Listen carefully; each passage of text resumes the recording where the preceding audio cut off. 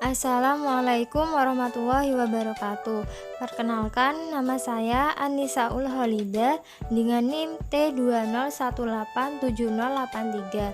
Di sini saya dari kelas Matematika 3. Saya akan menjelaskan tentang materi Hasanah Islam Nusantara. Pengertian dari Hasanah Islam Nusantara. Secara bahasa, hasanah dapat diartikan sebagai kekayaan, perbendaharaan, dan tempat menyimpan harta benda. Kata hasanah dapat dipergunakan dalam kalimat hasanah budaya bangsa yang berarti kekayaan budaya bangsa. Sedangkan hasanah Islam diartikan sebagai kekayaan budaya Islam. Sehingga hasanah Islam Nusantara dapat diartikan sebagai kekayaan budaya Islam di Nusantara. Hasanah Islam Nusantara. Hasanah Islam Nusantara dapat dilihat dari banyaknya budaya-budaya yang ada di Nusantara yang diintegrasikan dengan Islam. Budaya atau tradisi adalah kebiasaan atau adat istiadat yang dilakukan turun-menurun oleh masyarakat. Tradisi Islam Nusantara muncul sebagai bentuk akulturasi antara ajaran Islam dengan tradisi lokal Nusantara. Tradisi Islam di Nusantara digunakan sebagai metode dakwah para ulama zaman itu. Para ulama tidak memusnahkan secara total tradisi yang telah ada di masyarakat. Mereka memasukkan ajaran-ajaran Islam ke dalam tradisi tersebut dengan harapan masyarakat tidak merasa kehilangan adat dan ajaran Islam dapat diterima. Yang selanjutnya yaitu budaya-budaya Islam di Nusantara. Yang pertama, tradisi tabot atau tabuik. Tradisi tabuk atau tabuik ini merupakan upacara tradisional masyarakat Bengkulu yang mengenang kisah kepahlawanan dan kematian Hasan dan Husein bin Ali bin Abi Thalib, cucu Nabi Muhammad SAW. Kedua cucu Rasulullah SAW wafat dalam peperangan di Karbala. Upacara ini dilaksanakan pada tanggal 1 sampai 10 Muharram berdasarkan kalender Islam setiap tahun. Istilah tabut berasal dari bahasa Arab, yaitu tabut, yang berarti kotak kayu atau peti. Tidak ada catatan tertulis sejak kapan upacara tabut mulai dikenal di Bengkulu. Namun diduga kuat tradisi ini dibawa oleh para tukang yang membangun benteng di Bengkulu. Para tukang bangunan tersebut didatangkan oleh Inggris dari Madras dan Bengali di bagian selatan India. Budaya yang kedua yaitu tradisi kupatan.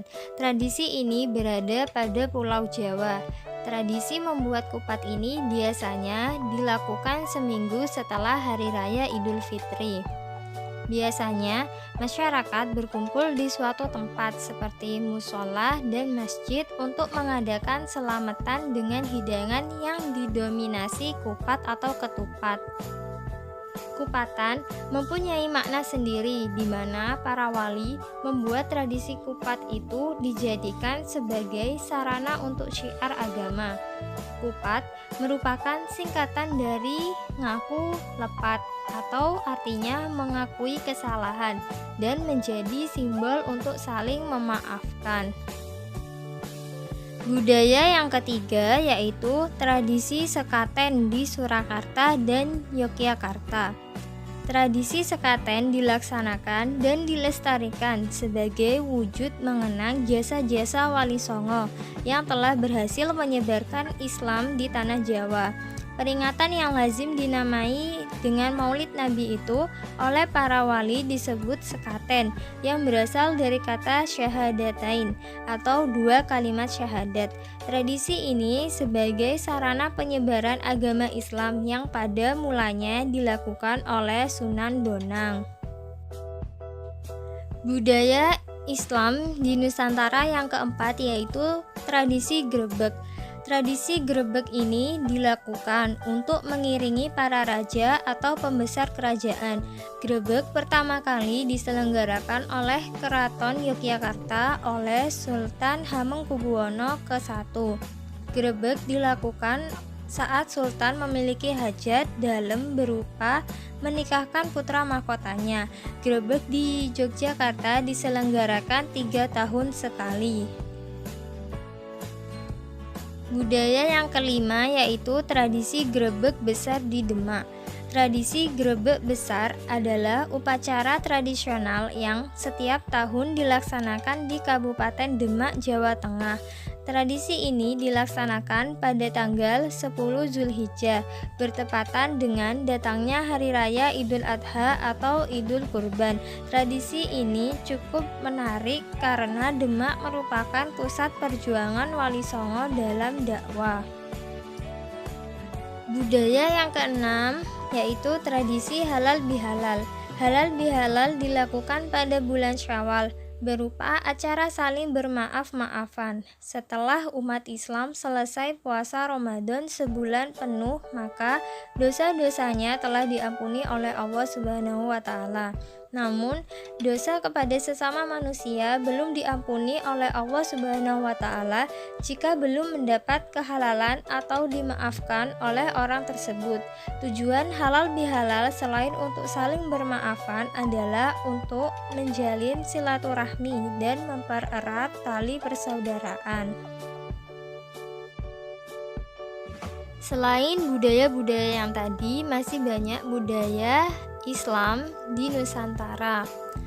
Sekian presentasi dari saya. Terima kasih. Mohon maaf jika ada kesalahan. Wassalamualaikum warahmatullahi wabarakatuh.